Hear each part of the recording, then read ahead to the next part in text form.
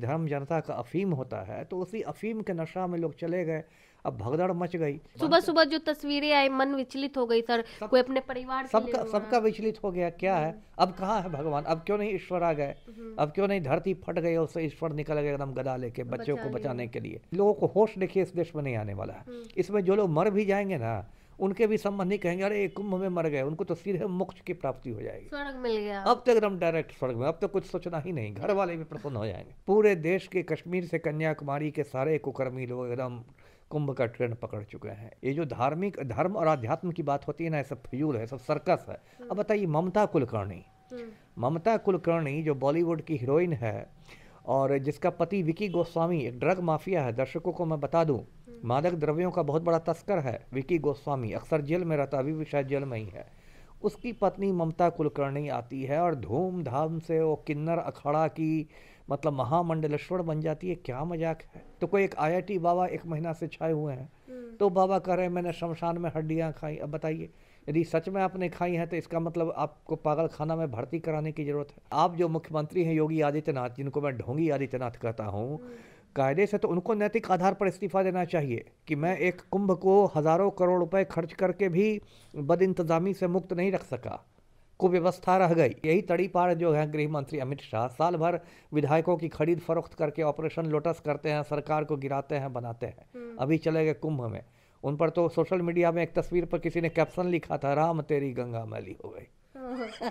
और तस्वीर है अमित शाह की नहाते हुए। कुंभ मेले में आज भगदड़ मच जाती है, कई लोगों की मौत की खबरें भी आ रही हैं। इन सब मुद्दों पे बातचीत करने के लिए हमारे साथ पूर्व आईपीएस अमिताभ दास जी हैं। सर, क्या कुछ कहेंगे जो आज घटना अब सामने जो आई? हुआ है बहुत दुर्भाग्यपूर्ण हुआ है। आज रात देखिए 2 बजे जो कुंभ मेला चल रहा है प्रयागराज में, जो इलाहाबाद था पहले, वहाँ ये भगदड़ मची है। मौनी अमावस्या पर बिल्कुल अमृत स्नान और ये सब क्या क्या था, और अब तक उसमें 17 लोगों की मौत की खबरें आ रही हैं। लेकिन जितने लोग लापता हैं और जितने लोग घायल हैं, मुझे लगता है ये आंकड़ा जो है 100 के ऊपर चला जाएगा और भी ज़्यादा जा सकता है। ये बहुत दुर्भाग्य की बात है और इसके लिए देखिए सभी लोग जिम्मेदार हैं। राजनेता लोग जिम्मेदार हैं, पब्लिक जिम्मेदार है, मीडिया जिम्मेदार है, सब लोगों की भागीदारी है। अब जो इस देश के राजनेता है, पॉलिटिशियन है, वो कुंभ मेला जो एक मतलब धार्मिक मेला है, उसको भी एक राजनीति का मंच बना देते हैं, चाहते हैं कि उससे भी राजनीति का फायदा लिया जाए। अब तड़ीपाड़ गृह मंत्री अमित शाह गए डुबकी मारने, ऐसे डुबकी मार रहे हैं, चारों ओर कैमरा लगा हुआ है, डुबकी मार रहे हैं। उधर से अखिलेश यादव पहुंच गए, वो डुबकी मार रहे हैं। तो योगी और मोदी दिखा रहे हैं कि एकदम कितना सनातन धर्म का ये हो रहा है, मतलब उसको भी एक राजनीतिक सर्कस बना दिया गया। ये तो नेताओं की गलती थी, ठीक है, मीडिया की भी गलती थी। मीडिया ने एक बिल्कुल एक हिस्टीरिया पैदा कर दिया लोगों में कि अरे ऐसा है वैसा है, ऐसे अमृत स्नान होगा, इतने जन्म के पाप धुल जाएंगे। 144 साल बाद 144 साल बाद ये दुर्लभ संयोग बन रहा है। इधर चंद्रमा बृहस्पति में घुस गया, राहु केतु में चला गया, मतलब क्या क्या अंधविश्वास फैला के। और पब्लिक की गलती है कि एकदम जिसको भेड़िया धसान कहते हैं ना, पटना से मुझे पता है गया से पूरी की पूरी ट्रेन में यात्री एकदम कैप्चर करके गए हैं ट्रेन को, किसी ने टिकट नहीं कटाया है। तो ये तो धर्म के नाम पर लंपटाई हो रही है, गुंडागर्दी हो रही है, इसका क्या जवाब है?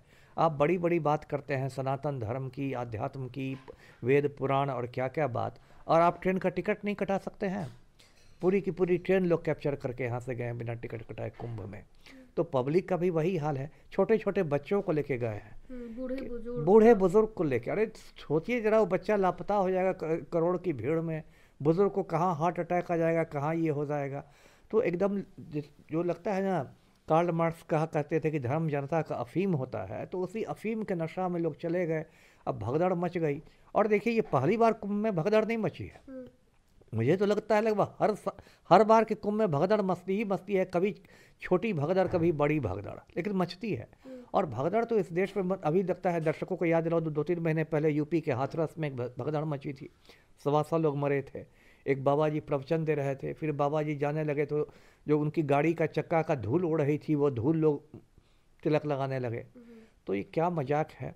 अब देखिए, मैं तो खुद इसका फर्स्ट हैंड अनुभव कर चुका हूँ। मैं 1998 में देवघर का एसपी था, और वहाँ दर्शकों को पता होता है श्रावणी मेला के समय बोलबम वाले कांवड़िया आते हैं।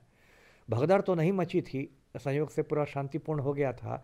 लेकिन मैं सोमवारी के दिन खास के इतना टेंशन में रहता था कि मैं ही जानता हूँ। 3 बजे सुबह उठ के मैं मंदिर में चला जाता था, और मंदिर में एक छोटा सा कमरा है, नियंत्रण कक्ष, कंट्रोल रूम जैसा मंदिर परिसर में ही, उसमें सीसीटीवी कैमरे लगे रहते थे और उस पर मैं बैठ के और भी मजिस्ट्रेट लोग बैठ के, पुलिस अधिकारी लोग, हम लोग देखते रहते थे। हर खास जगह पर एक कैमरा था, जैसे गर्भगृह में एक कैमरा था, काठ द्वार पर कैमरा था, पुरुष द्वार, महिला द्वार, और जो मेन गेट है देवघर मंदिर का, सिंह द्वार जिसको कहते हैं, उस पर भी कैमरा था। अब देखिए सोमवारी के दिन क्या होता था कि सुबह 4 बजे के ही आसपास इतनी भीड़ हो जाती थी, और वो पुराना मंदिर है, कई 100 साल पुराना है, सिंह द्वार भी जर्जर हो गया है, कि कब वो पूरा द्वार टूट जाए भीड़ के प्रेशर में, और कब वहाँ 100 लोग मर जाएं, 200 लोग घायल हो जाएं, कोई नहीं जानता है।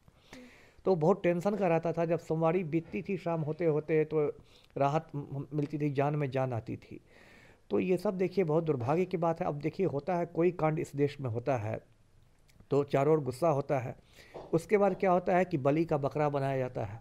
जैसे यही कांड हुआ भगदड़, तो अब बलि का बकरा खोजा जाएगा। किसकी गलती है? हाँ, और उसमें जो सबसे कमजोर कड़ी रहेगा प्रशासन का, वहाँ पर कोई 4 सिपाही जी लगे होंगे, 2 होमगार्ड लगे होंगे, 1 दरोगा जी होंगे, सबको निलंबित कर दिया जाएगा। जबकि कायदे से इसमें तो आदित्यनाथ को इस्तीफा देना चाहिए। करोड़ों रुपए खर्च हुए सर महाकुंभ में। महाकुंभ में आप जो मुख्यमंत्री हैं योगी आदित्यनाथ, जिनको मैं ढोंगी आदित्यनाथ कहता हूँ, कायदे से तो उनको नैतिक आधार पर इस्तीफा देना चाहिए कि मैं एक कुंभ को हजारों करोड़ रुपए खर्च करके भी बदइंतजामी से मुक्त नहीं रख सका, कुव्यवस्था रह गई। कायदे से तो उनको नैतिक आधार पर इस्तीफा देना चाहिए, तो वो तो इस्तीफा देंगे नहीं, वो तो ऐसे बाबा जी हैं कि फेविकोल लगा के चिपके रहेंगे।